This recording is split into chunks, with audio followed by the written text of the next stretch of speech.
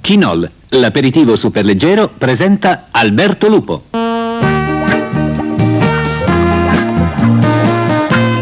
Visto?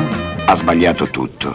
Chi non sa che con un tipo di donna intellettuale ci vuole una tecnica particolare, un certo gusto, una certa leggerezza. Roberta, ti prego, guardami, anche con il distacco col quale guardi un quadro. Lo so, non sono nel catalogo, ma guardami, sono qui per te. Vorrei che tu mi portassi via e mi appendessi alla parete del tuo animo. Roberta, sono ancora io. Mi inebrio della tua fronte volitiva, mi specchio nei tuoi occhiali profondi e luminosi.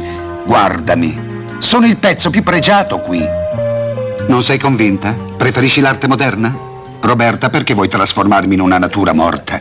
Vuoi sapere il mio titolo, Roberta? Eros, amore. Però deciditi perché la cornice pesa. Lo sapevo, Roberta, che la scelta sarebbe stata fatale, intenditrice. Visto? È solo questione di gusto, di leggerezza, come in tutte le cose, anche nell'aperitivo. Chi non sa che un aperitivo deve avere un gusto preciso e leggero? Chinol lo sa. Chinol, l'aperitivo super leggero. Un Chinol contiene pochissimo alcol e un gusto che non finisce mai. Chinol, Chinol, dal colore brillante. Si beve liscio, ben ghiacciato o con seltzer.